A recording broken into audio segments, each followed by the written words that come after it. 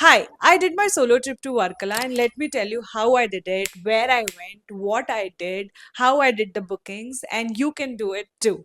So, first, starting from, I booked a train from Bangalore to Varkala station directly, that is from Kanyakumari Express.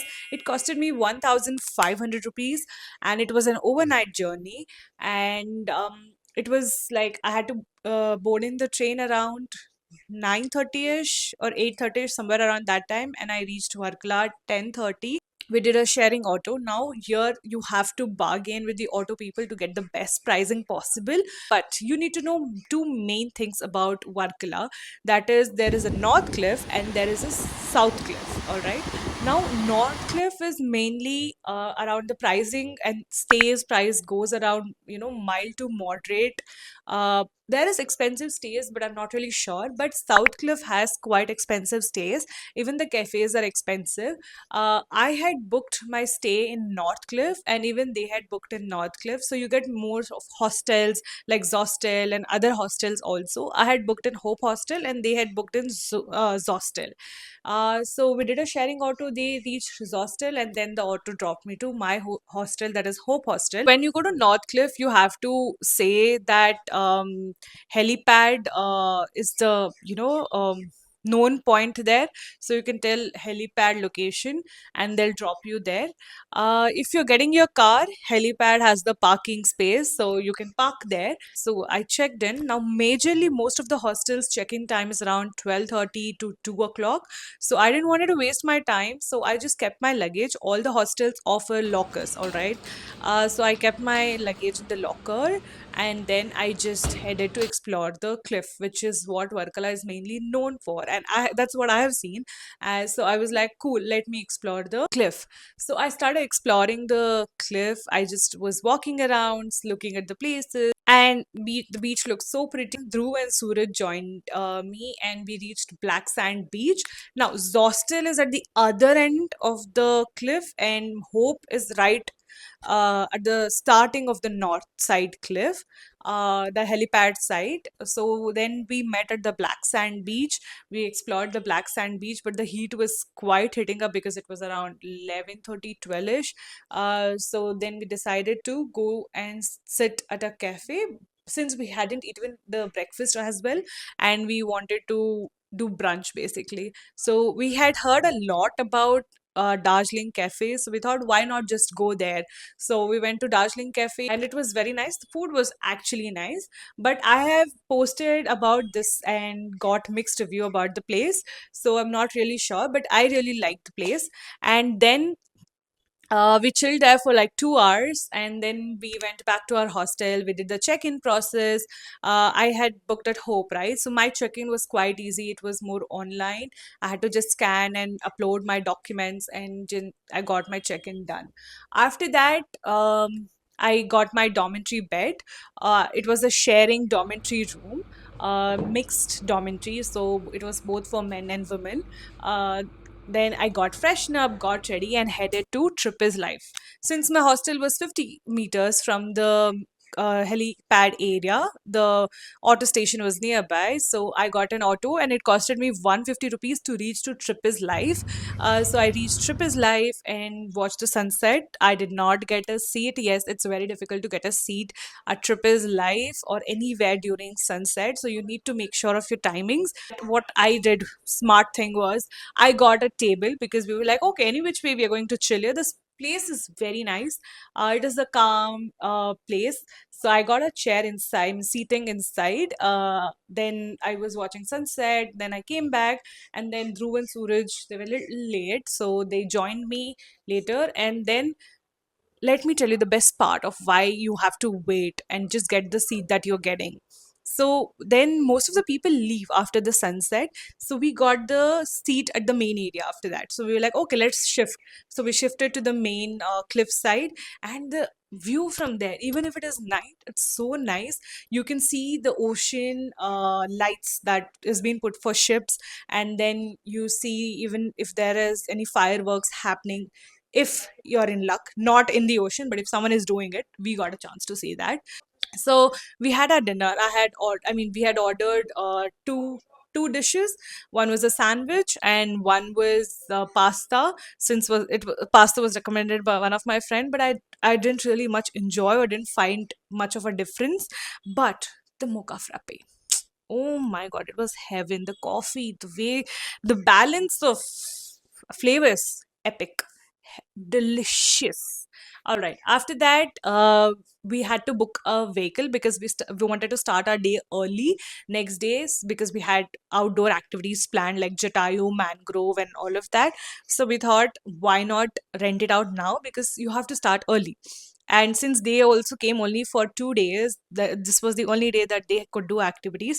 So we rented out Scooty, and I mean, the Scooty uncle was so nice that he came and he picked us in car, and then he took us to his space from Trip is Life, and we got scooties for rent. You will have to need your license for this.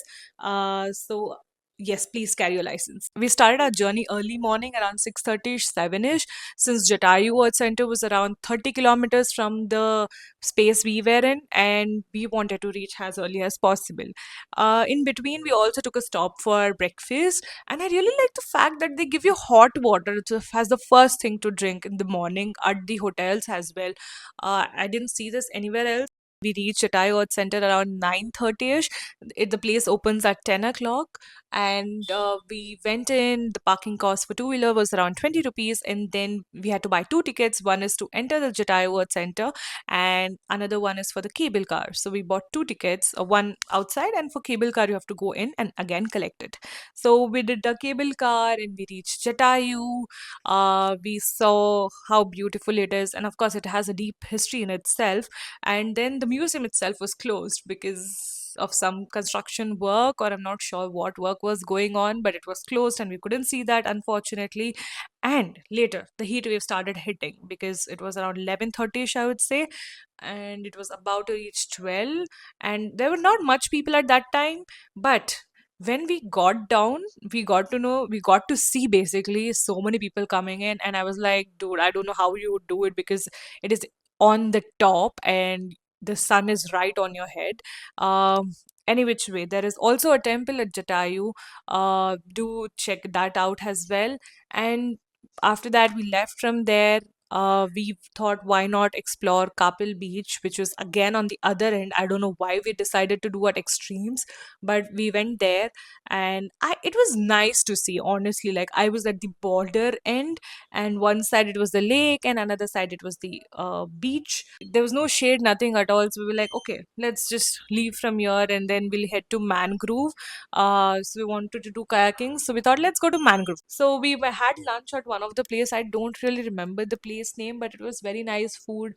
I had Kerala style food. Of course, I'm a vegetarian, so I had veg food. Then we chilled there for some time, and then we headed to do kayaking. There is also boating option, but I would highly recommend you to do kayaking. We did kayaking, and then we started our journey again. We went to our hostels, which was around 45 kilometers. Yes, it was pretty far, and there was also highway construction going, so it was really difficult to find routes at night. So I would recommend reach your hostel as early as possible because the forest area starts in between. So then we reached, they went back to their hostels, and then I had my dinner, and I was really tired because of riding for so long back and forth. And next day morning, I wanted to have things go slow, and even Dhruv had Suraj had checked out. So I thought, okay, let's just go to the beach. So I went to Black Sand Beach, saw people surfing for the first time. I am very shit scared of water, but I didn't even go close by, but someone really helped me. Be like, okay, do it, it's okay, this time you don't want to do surfing, but you can just step in water a little bit and get rid of that fear. I just tried that, and I was sitting by myself for some time, and then I came back. I had my breakfast at a vegan cafe, Lumua. Then it costed me around 500 or 600, I'm not really sure, but the food was very yummy, very high protein. Back to my hostel, I got freshened up, I went to the chill zone, I had interaction with some people there, shared some travel stories, and it was fun. Then I thought, why not just sit and paint? So I did a painting. I wanted wanted to watch sunset at Swara Cafe, and I'd really heard about it. I had also seen on postcards having Swara and also Prana all over. So I was like, okay, what is it about? I really need to see. So I went to my room to get ready, and there I met Kuru, who was my new roomie, and I asked him if he would like to join me to the cafe, and he was like all up for it. I was like, okay, cool. So then we decided to go to Swara. So we went on his bike to Swara, and we got our seats around like fourish itself, because I was like, okay, I know we would not find seat at the sunset time. No regrets of coming early, because the sunset was pure beauty. After that, we got down off the cliff from the Swara Cafe itself. There's a cliff that goes down to the beach. We went to the beach, and then we came back to the hostel. In between of that, at the cafe, I also got a few postcards. I wanted to get the magnet, but I forgot. Any which way, we went back to hostel, and then we chilled for some time, and then we met few more other people, and then we all went to dinner at Aba again, and there we also celebrated my fake birthday. That is also a whole different story. We'll share it in shorts, so you can check that out later. Thank you We so all much, chilled man. till midnight, 3 or 4ish, the whole group, and then we went to sleep. Next day morning, I checked out from my hostel. I also wanted to get the massage done, because heard a lot about the massage here, so got massage done at Prana. I had taken my bags with me from the hostel because my bus was around 3ish. So I requested the staff at Prana, if you have a facility there, I could keep it, and they were kind enough to accommodate it. And then I got my massage done, and then very close by from Prana to Swara, and basically it's the same brand. So after that, I went to Swara. I had my brunch, very peacefully. Got a good table, beachfront view, very nice. Food was yummy. And then I came back to Prana, picked up my bag. I headed on my journey to the bus. And the auto uncle was also good. It costed me 100 rupees to reach the bus stop from Prana.